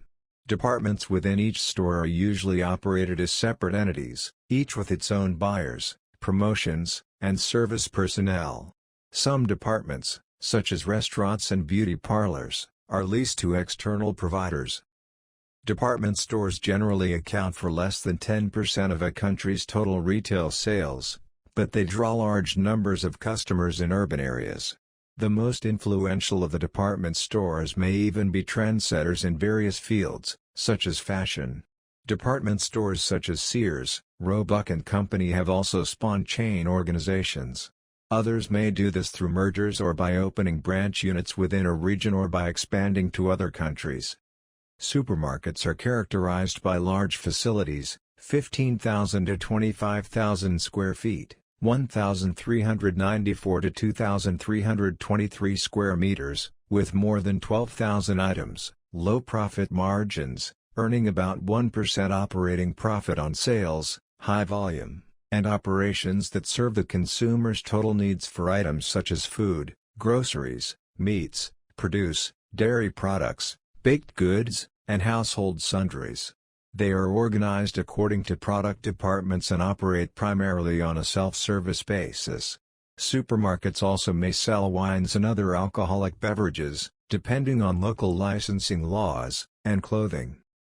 The first true supermarket was opened in the United States by Michael Cullen in 1930. His King Cullen chain of large-volume food stores was so successful that it encouraged the major food store chains to convert their specialty stores into supermarkets. When compared with the conventional independent grocer, supermarkets generally offered greater variety and convenience and often better prices as well. Consequently, in the 2 decades after World War II, the supermarket drove many small food retailers out of business, not only in the United States but throughout the world. In France, for example, the number of larger food stores grew from about 50 in 1960 to 4,700 in 1982. While the number of small food retailers fell from 130,000 to 60,000. Located primarily near residential areas, convenience stores are relatively small outlets that are open long hours and carry a limited line of high-turnover convenience products at high prices. Although many have added food services, consumers use them mainly for fill-in purchases, such as bread, milk, or miscellaneous goods. Superstores, hypermarkets, and combination stores are unique retail merchandisers. With facilities averaging 35,000 square feet, 3,300 square meters, superstores meet many of the consumer's needs for food and non-food items by housing a full-service grocery store as well as such services as dry cleaning, laundry, shoe repair, and cafeterias. Combination stores typically combine a grocery store and a drug store in one facility, utilizing approximately 55,000 square feet, 5,000 square meters, of selling space. Hypermarkets combine supermarket, discount, and warehousing retailing principles by going beyond routinely purchased goods to include furniture, clothing, appliances, and other items. Ranging in size from 80,000 to 220,000 square feet, 7,400 to 20,400 square meters. Hypermarkets display products in bulk quantities that require minimum handling by store personnel. Selling merchandise below the manufacturer's list price is known as discounting. The discount store has become an increasingly popular means of retailing. Following World War II, a number of retail establishments in the United States began to pursue a high-volume, low-profit strategy designed to attract price-conscious consumers. A key strategy for keeping operating costs, and therefore prices, low was to locate in low-rent shopping districts and to offer minimal service assistance. This no-frills approach was used at first only with hard goods, or consumer durables, such as electrical household appliances, but it has since been shown to be successful with soft goods, such as clothing. This practice has been adopted for a wide variety of products, so the discount stores have essentially become department stores with reduced prices and fewer services. In the late 20th century, discount stores began to operate outlet malls. These groups of discount stores are usually located some distance away from major metropolitan areas and have facilities that make them indistinguishable from standard shopping malls. As they gain popularity, many discount stores improve their facilities and appearances, added new lines and services, and opened suburban branches. Coupled with attempts by traditional department stores to reduce prices in order to compete with discounters, the distinction between many department and discount stores has become blurred. Specialty discount operations have grown significantly in electronics, sporting goods, and books. Off-price retailers offer a different approach to discount retailing. As discount houses try to increase services and offerings in order to upgrade, off-price retailers invaded this low-price, high-volume sector. Off-price retailers purchase at below wholesale prices and charge less than retail prices. This practice is quite different from that of ordinary discounters, who buy at the market wholesale price and simply accept lower margins by pricing their products below retail costs. Off-price retailers carry a constantly changing collection of overruns, irregulars, and leftover goods and have made their biggest forays in the clothing, footwear, and accessories industries. The three primary examples of off-price retailers are factory outlets, independent carriers, and warehouse clubs. Stocking manufacturers' surplus, discontinued, or irregular products, factory outlets are owned and operated by the manufacturer. Independent off-price retailers carry a rapidly changing collection of higher quality merchandise and are typically owned and operated by entrepreneurs or divisions of larger retail companies. Warehouse, or wholesale, clubs operate out of enormous, low-cost facilities and charge patrons an annual membership fee. They sell a limited selection of brand-name grocery items, appliances, clothing, and miscellaneous items at a deep discount. These warehouse stores, such as Walmart owns Sam's Club and Costco, in the United States, maintain low costs because they buy products at huge quantity discounts, use less labor in stocking, and typically do not make home deliveries or accept credit cards. Some retailers do not operate stores, and these non-store businesses have grown much faster than store retailers. The major types of non-store retailing are direct selling, direct marketing, and automatic vending. This form of retailing originated several centuries ago and has mushroomed into a multi-billion-dollar industry consisting of companies selling door-to-door, office-to-office, or at private home sales meetings. The forerunners in the direct selling industry include the Fuller Brush Company, brushes, brooms, etc., Electrolux, vacuum cleaners, and Avon, cosmetics. In addition, Tupperware pioneered the home sales approach, in which friends and neighbors gather in a home where Tupperware products are demonstrated and sold. Network marketing, a direct selling approach similar to home sales, is also gaining prevalence in markets worldwide. In the model used by companies such as Amway and Shaklee, distributors are rewarded not only for their direct sales but also for the sales of those they have recruited to become distributors. In 2007, Amway's parent company tested an internet recruitment model by launching Fanista, a website that sells entertainment media such as books, movies, and music while rewarding users for bringing other customers to the site. Direct marketing is direct contact between a seller, manufacturer or retailer, and a consumer. Generally speaking, a seller can measure response to an offer because of its direct addressability. Although direct marketing gained wide popularity as a marketing strategy only in the late 20th century, it has been successfully utilized for more than 100 years. Sears, Roebuck & Company and Montgomery Ward & Company began as direct marketers in the late 1880s, selling their products solely by mail order. A century later, however, both companies were conducting most of their business in retail stores. Montgomery Ward ceased operations in 2001 but was revived as an e-commerce company in 2004. Many contemporary department stores and specialty stores supplement their store operations with direct marketing transactions by mail, telephone, or the Internet. Mail order firms grew rapidly in the 1950s and 60s in continental Europe, Great Britain, and certain other highly industrialized nations. Modern direct marketing is generally supported by advanced database technologies that track each customer's purchase behavior. These technologies are used by established retail firms, such as Kell & Neckermann in Germany, and are the foundation of mail-order businesses such as J.Crew, The Sharper Image, and L.L. Bean, all in the United States. Direct marketing is not a worldwide business phenomenon, however, because mail-order operations require infrastructure elements that are still lacking in many countries, such as efficient transportation networks and secure methods for transmitting payments. Direct marketing has expanded from its early forms, among them direct mail and catalog mailings, to include such vehicles as telemarketing, direct response radio and television, and Internet shopping. Unlike many other forms of promotion, a direct marketing campaign is quantitatively measurable. Automatic vending is a unique area in non-store merchandising because the variety of merchandise offered through automatic vending machines continues to grow. Initially, impulse goods with high convenience values such as cigarettes, soft drinks, candy, newspapers, and hot beverages were offered.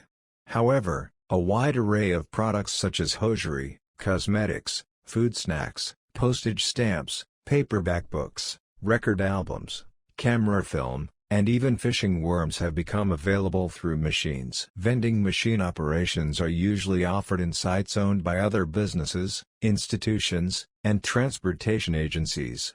They can be found in offices, gasoline stations, large retail stores, hotels, restaurants, and many other locales. In Japan, vending machines now dispense frozen beef, fresh flowers, whiskey, jewelry, and even names of prospective dating partners. In Sweden, vending machines have developed as a supplementary channel to retail stores, where hours of business are restricted by law. High costs of manufacturing, installation, and operation have somewhat limited the expansion of vending machine retailing. In addition, consumers typically pay a high premium for vended merchandise. While merchants can sell their wares through a store or non-store retailing format, retail organizations can also structure themselves in several different ways. The major types of retail organizations are corporate chains, voluntary chains and retailer cooperatives, consumer cooperatives, franchise organizations, and merchandising conglomerates. Two or more outlets that have common ownership and control, centralized buying and merchandising operations, and similar lines of merchandise are considered corporate chain stores. Corporate chain stores appear to be strongest in the food, drug, shoe, variety, and clothing industries. Managed chain stores have a number of advantages over independently managed stores. Because managed chains buy large volumes of products, suppliers are willing to offer cost advantages that are not usually available to other stores. These savings can be passed on to consumers in the form of lower prices and better sales. In addition, because managed chains operate on such a large scale, they can hire more specialized and experienced personnel, who may be better able to take full advantage of purchasing and promotion opportunities. Chain stores also have the opportunity to take advantage of economies of scale in the areas of advertising, store design, and inventory control. However, a corporate chain may have disadvantages as well. Its size and bureaucracy often weaken staff members' personal interest, drive, creativity, and customer service motivation. These are associations of independent retailers, unlike corporate chains. Wholesaler-sponsored voluntary chains of retailers who engage in bulk buying and collective merchandising are prevalent in many countries. True value hardware stores represent this type of arrangement in the United States. In Western Europe there are several large wholesaler-sponsored chains of retailers located across multiple countries, each store using the same name and, as a rule, offering the same brands of products but remaining an independent enterprise. Wholesaler-sponsored chains offer the same types of services for their clients as do the financially integrated retail chains. Retailer cooperatives, such as Ace hardware stores, are grouped as independent retailers who establish a central buying organization and conduct joint promotion efforts. Consumer cooperatives, or co-ops, are retail outlets that are owned and operated by consumers for their mutual benefit. The first consumer cooperative store was established in Rochdale, England, in 1844, and most co-ops are modeled after the same, original principles. They are based on open consumer membership, equal voting among members, limited customer services, and shared profits among members in the form of rebates generally related to the amounts of their purchases. Consumer cooperatives have gained widespread popularity throughout Western and Northern Europe, particularly in Denmark, Finland, Iceland, Norway, Sweden, and Great Britain. Co-ops typically emerge because community residents believe that local retailers' prices are too high or services substandard. Franchise arrangements are characterized by a contractual relationship between a franchisor, a manufacturer, wholesaler, or service organization, and franchisees, independent entrepreneurs who purchase the right to own and operate any number of units in the franchise systems. Typified by a unique product, service, business method, trade name, or patent, franchises have been prominent in many industries, including fast foods, video stores, health and fitness centers, hair salons, auto rentals, motels, and travel agencies. McDonald's Corporation is a prominent example of a franchise retail organization, with franchises all over the world. Because marketing functions require significant expertise, it is often both efficient and effective for an organization to use the assistance of independent marketing facilitators.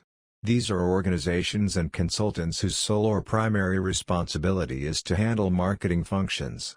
In many larger companies, all or some of these functions are performed internally.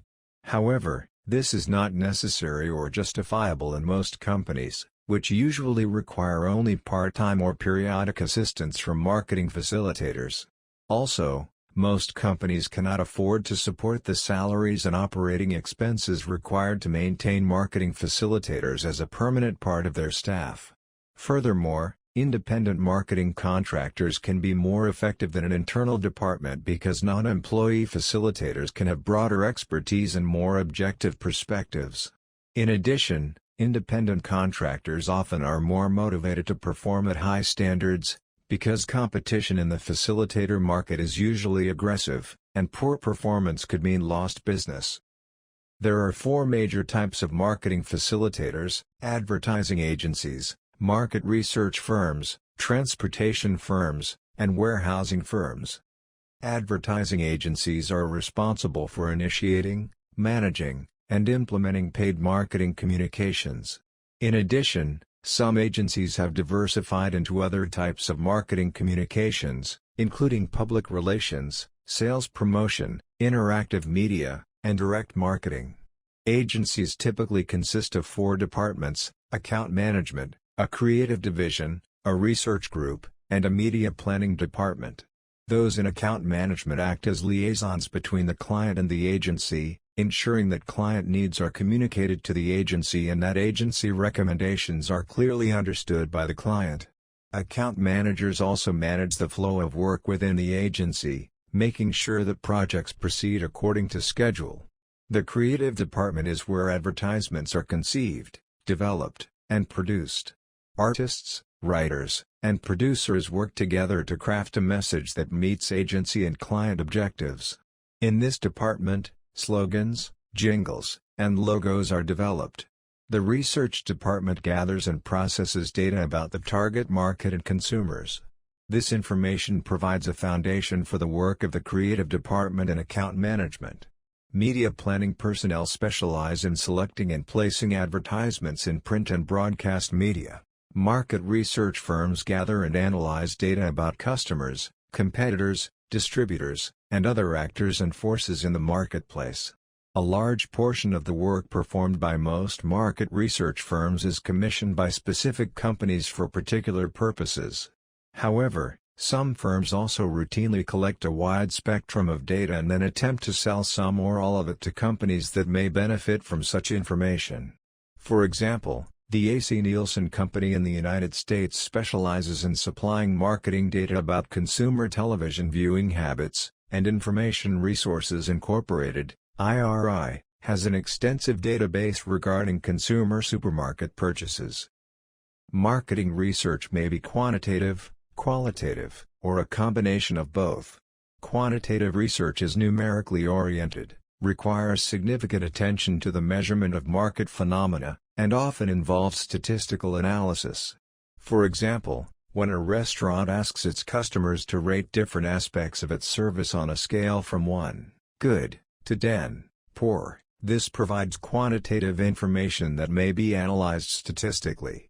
Qualitative research focuses on descriptive words and symbols and usually involves observing consumers in a marketing setting or questioning them about their product or service consumption experiences. For example, a marketing researcher may stop a consumer who has purchased a particular type of detergent and ask why that detergent was chosen. Qualitative and quantitative research each provides different insights into consumer behavior, and research results are ordinarily more useful when the two methods are combined. Market research can be thought of as the application of scientific method to the solution of marketing problems. It involves studying people as buyers, sellers, and consumers, examining their attitudes, preferences, habits, and purchasing power. Market research is also concerned with the channels of distribution, with promotion and pricing, and with the design of the products and services to be marketed. As a product moves from producer to consumer, it must often travel long distances. Many products consumed in the United States have been manufactured in another area of the world, such as Asia or Mexico. In addition, if the channel of distribution includes several firms, the product must be moved a number of times before it becomes accessible to consumers.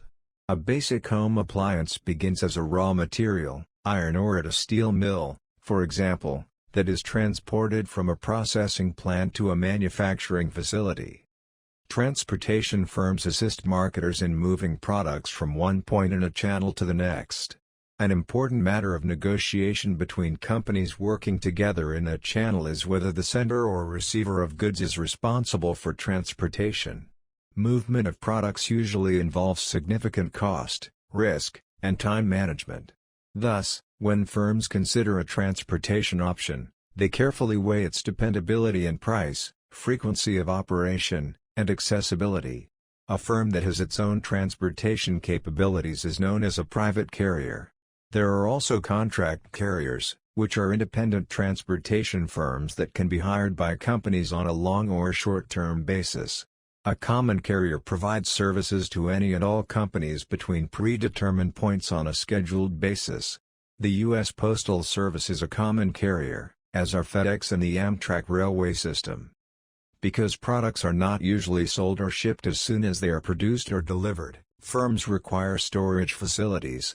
Two types of warehouses meet this need. Storage warehouses hold goods for longer periods of time, and distribution warehouses serve as weigh stations for goods as they pass from one location to the next. Like the other marketing functions, warehouses can be wholly owned by firms, or space can be rented as needed. Although companies have more control over wholly owned facilities, warehouses of this sort can tie up capital and firm resources.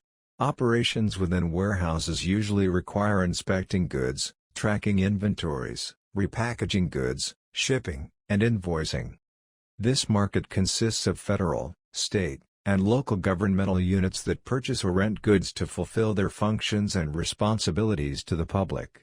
Government agencies purchase a wide range of products and services, including helicopters, paintings, office furniture, clothing, alcohol, and fuel.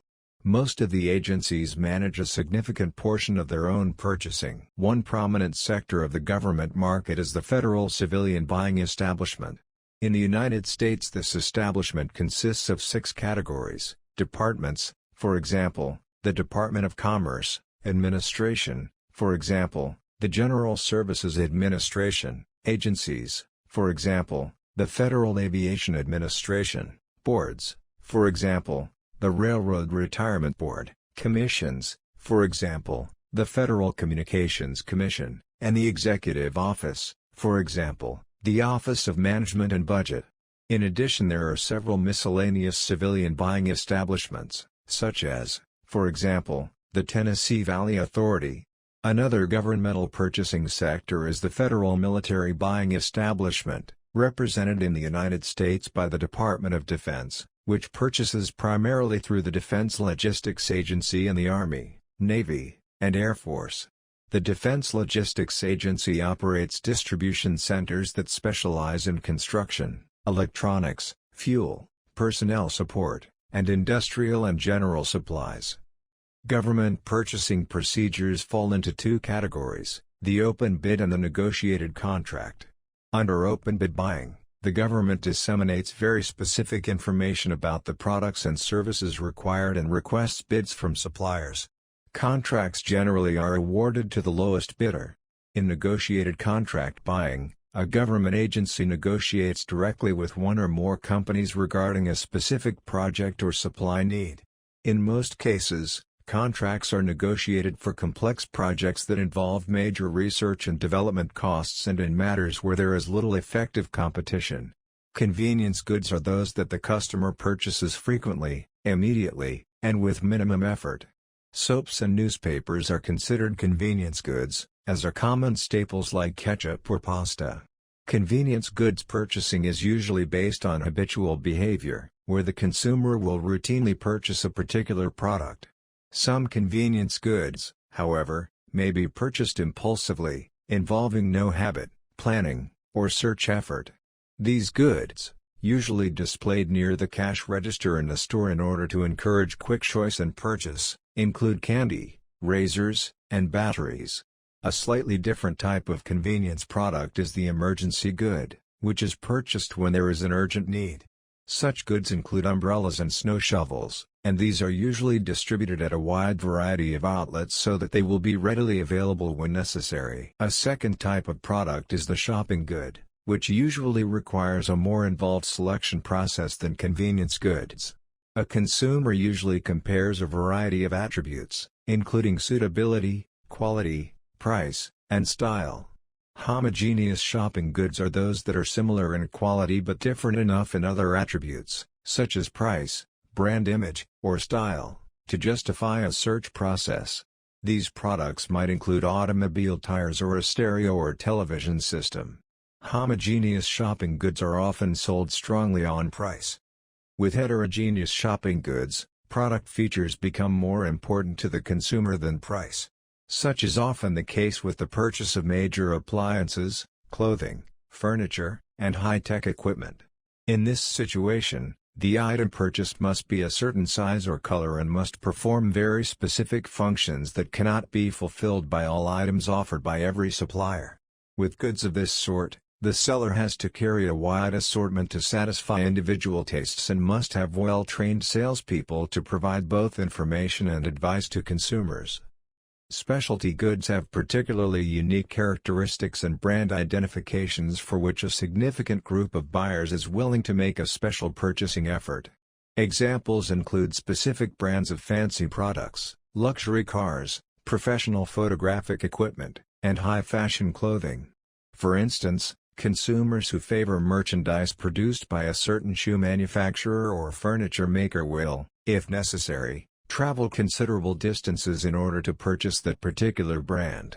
In specialty goods markets, sellers do not encourage comparisons between options. Buyers invest time to reach dealers carrying the product desired, and these dealers therefore do not necessarily need to be conveniently located. Finally, an unsought good is one that a consumer does not know about, or knows about but does not normally think of buying. New products, such as new frozen food concepts or new smartphones, are unsought until consumers learn about them through word-of-mouth influence or advertising. In addition, the need for unsought goods may not seem urgent to the consumer, and purchase is often deferred. This is frequently the case with life insurance, preventive car maintenance, and cemetery plots. Because of this, unsought goods require significant marketing efforts, and some of the more sophisticated selling techniques have been developed from the challenge to sell unsought goods. A service is an act of labor or a performance that does not produce a tangible commodity and does not result in the customer's ownership of anything. Its production may or may not be tied to a physical product. Thus, there are pure services that involve no tangible product, as with psychotherapy, tangible goods with accompanying services, such as a computer software package with free software support, and hybrid product services that consist of parts of each. For instance, restaurants are usually patronized for both their food and their service.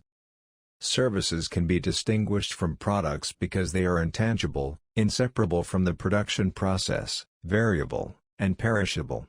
Services are intangible because they can often not be seen, tasted, felt, heard, or smelled before they are purchased. A person purchasing plastic surgery cannot see the results before the purchase, and a lawyer's client cannot anticipate the outcome of a case before the lawyer's work is presented in court. To reduce the uncertainty that results from this intangibility, marketers may strive to make their service tangible by emphasizing the place, people, equipment, communications, symbols, or price of the service. For example, consider the insurance slogan "You're in good hands with Allstate."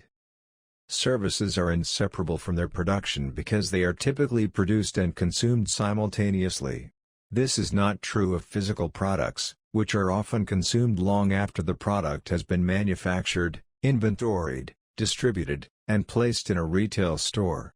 Inseparability is especially evident in entertainment services or professional services.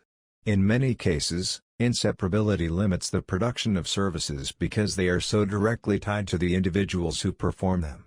This problem can be alleviated if a service provider learns to work faster or if the service expertise can be standardized and performed by a number of individuals, or in some cases by software that the consumer purchases or uses online for a fee, as H&R Block Incorporated has done with its network of trained tax consultants and its tax return software packages and online tax return service.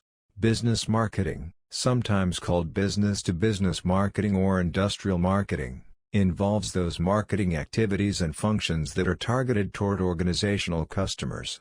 This type of marketing involves selling goods and services to organizations, public and private, to be used directly or indirectly in their own production or service delivery operations. Some of the major industries that comprise the business market are construction, manufacturing, mining, transportation, public utilities, communications, and distribution.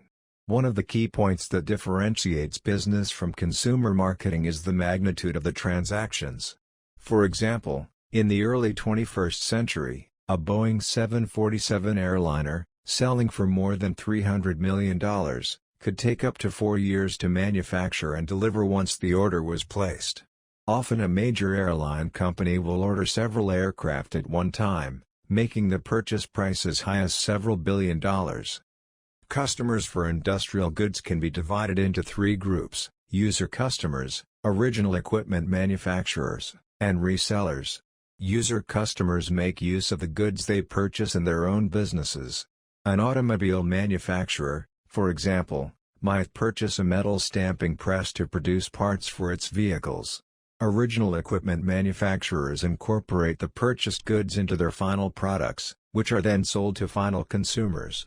Industrial resellers are middlemen, essentially wholesalers but in some cases retailers, who distribute goods to user customers, to original equipment manufacturers, and to other middlemen.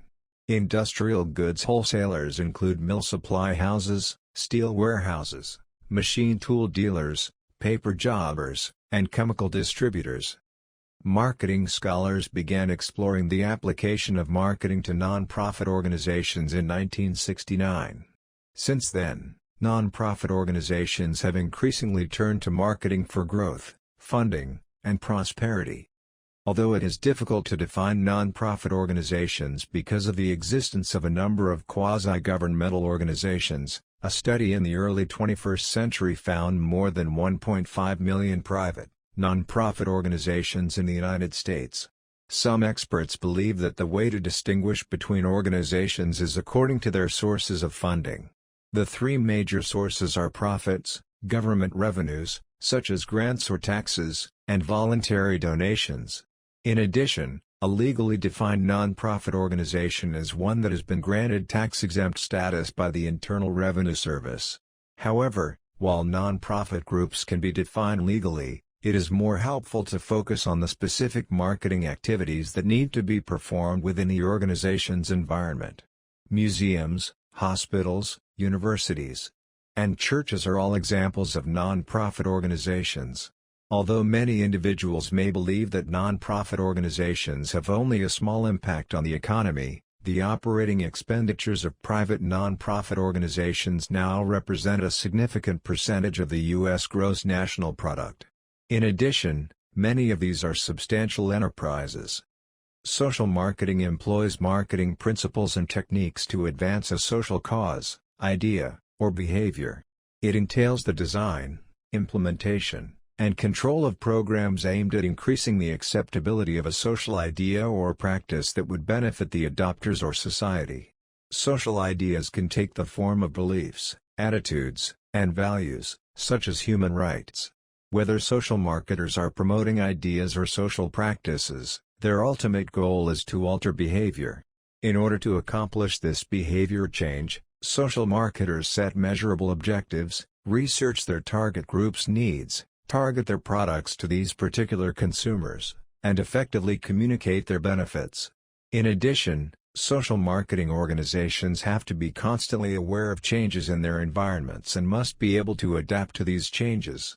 One very significant change of environment took place in the early 2000s with the advent of social networking via the Internet, which encompassed blogs, websites such as Facebook, Instagram, and LinkedIn, and instant messaging services such as Twitter. A large proportion of social marketing has since been conducted through these media. Place marketing employs marketing principles and techniques to advance the appeal and viability of a place, town, city, state, region, or nation, to tourists, businesses, investors, and residents. Among the place sellers are economic development agencies, tourist promotion agencies, and mayor's offices. Place sellers must gain a deep understanding of how place buyers make their purchasing decisions. Place marketing activities can be found in both the private and public sectors at the local, regional, national, and international levels. They can range from activities involving downtrodden cities trying to attract businesses to vacation spots seeking to attract tourists. In implementing these marketing activities, each locale must adapt to external shocks and forces beyond its control, intergovernmental power shifts, increasing global competition, and rapid technological change, as well as to internal forces and decline cycles. Sometimes criticized for its impact on personal economic and social well-being, marketing has been said to affect not only individual consumers but also society as a whole. This section briefly examines some of the criticisms raised and how governments, individuals, and marketers have addressed them. Criticisms have been leveled against marketers, claiming that some of their practices may damage individual welfare. While this may be true in certain circumstances, it is important to recognize that, if a business damages individual welfare, it cannot hope to continue in the marketplace for long. As a consequence, most unfavorable views of marketing are criticisms of poor marketing, not of strategically sound marketing practices. Others have raised concerns about marketing by saying that it increases prices by encouraging excessive markups. Marketers recognize that consumers may be willing to pay more for a product, such as a necklace from Tiffany & Company, simply because of the associated prestige. This not only results in greater costs for promotion and distribution, but it allows marketers to earn profit margins that may be significantly higher than industry norms. Marketers counter these concerns by pointing out that products provide not only functional benefits but symbolic ones as well. By creating a symbol of prestige and luxury, Tiffany offers a symbolic benefit that, according to some consumers, justifies the price. In addition, brands may symbolize not only prestige but also quality and functionality, which gives consumers greater confidence when they purchase a branded product. Finally, advertising and promotions are often very cost-effective methods of informing the general public about items and services that are available in the marketplace. A few marketers have been accused of using deceptive practices, such as misleading promotional activities or high-pressure selling. These deceptive practices have given rise to legislative and administrative remedies, including guidelines offered by the Federal Trade Commission, FTC, regarding advertising practices, automatic 30-day guarantee policies by some manufacturers, and cooling-off periods during which a consumer may cancel any contract signed. In addition, professional marketing associations, such as the Direct Marketing Association, now the Data and Marketing Association, have promulgated a set of professional standards for their industry, including a requirement that marketers provide consumers with the opportunity to modify or decline future mail or email solicitations. Concern also has been raised that some marketing practices may encourage excessive interest in material possessions, create false wants, or promote the purchase of non-essential goods. For example, in the United States, children's Saturday morning television programming came under fire for promoting materialistic values. The Federal Communications Commission, FCC, responded in the early 1990s by regulating the amount of commercial time per hour. In many of these cases, however, the criticisms overstate the power of marketing communications to influence individuals and portray members of the public as individuals unable to distinguish between a good decision and a bad one. In addition, such charges cast marketing as a cause of social problems when often the problems have much deeper societal roots. Marketing activity also has been sometimes criticized because of its control by strong private interests and its neglect of social and public concern. For example, while companies in the oil and alcohol industries may have significant influence on legislation, media, and individual behavior, organizations that focus on environmental, health, or education concerns are not able to wield such influence and often fail to receive appropriate recognition for their efforts. While there is clearly an imbalance of power between private interests and public ones, since the late 20th century private companies have received more praise for their marketing efforts for social causes. Although some have questioned the appropriateness of the marketing philosophy in an age of environmental deterioration, resource shortages, world hunger and poverty, and neglected social services, numerous firms are commendably satisfying individual consumer demands as well as acting in the long-term interests of the consumer and society. These dual objectives of many of today's companies have led to a broadening of the marketing concept to become the societal marketing concept. Generating customer satisfaction while at the same time attending to consumer and societal well-being in the long run are the core concepts of societal marketing. In practicing societal marketing, marketers try to balance company profits, consumer satisfaction, and public interest in their marketing policies.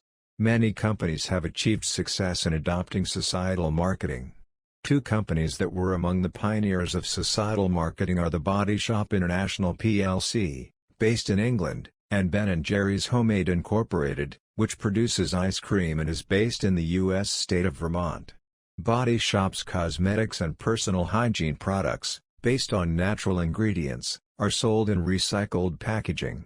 The products are formulated without animal testing, and a percentage of profits each year is donated to animal rights groups, homeless shelters, Amnesty International, rainforest preservation groups, and other social causes. Ben & Jerry's donates a percentage of its profits to help alleviate social and environmental problems. The company's corporate concept focuses on caring capitalism, which involves the product as well as social and economic missions. Marketing has had many other positive benefits for individuals and society. It has helped accelerate economic development and create new jobs. It has also contributed to technological progress and enhanced consumers' choices. Marketing is the practice of creating interest in a product or service and convincing potential customers to buy it. The term marketing encompasses a broad range of strategies designed to identify, reach, and convince prospective buyers. These marketing strategies include market research. Whether you're in business-to-consumer or business-to-business marketing, conducting market research can help you better understand your target audience. Advertising and promotion. Connect with consumers by advertising a product or service yourself, or hiring an advertising agency that will create a campaign that aligns with your goals. Social media strategy. Reach potential buyers where they spend their time by creating conversations about your product or service on social media. Public relations. Reach out to media outlets to broaden the reach of your brand. Customer acquisition and retention. Build relationships with consumers and the media to expand the reach of the message. Print marketing. Connect with prospective customers via signage, newspapers, magazine ads, and other traditional distribution channels. Digital marketing. Reach consumers via internet marketing on social media, video platforms, search engines, blogs, and other digital marketing channels. Marketing is defined by the American Marketing Association as the activity, set of institutions, and processes for creating, communicating, delivering, and exchanging offerings that have value for customers, clients, partners, and society at large. 1. If you read the definition closely, you see that there are 4 activities, or components, of marketing. Creating. The process of collaborating with suppliers and customers to create offerings that have value. Communicating. Broadly, describing those offerings, as well as learning from customers. Delivering. Getting those offerings to the consumer in a way that optimizes value. Exchanging. Trading value for those offerings. The traditional way of viewing the components of marketing is via the 4 Ps. Product. Goods and services, creating offerings. Promotion. Communication. Place. Getting the product to a point at which the customer can purchase it, delivering. Price. The monetary amount charged for the product, exchanging.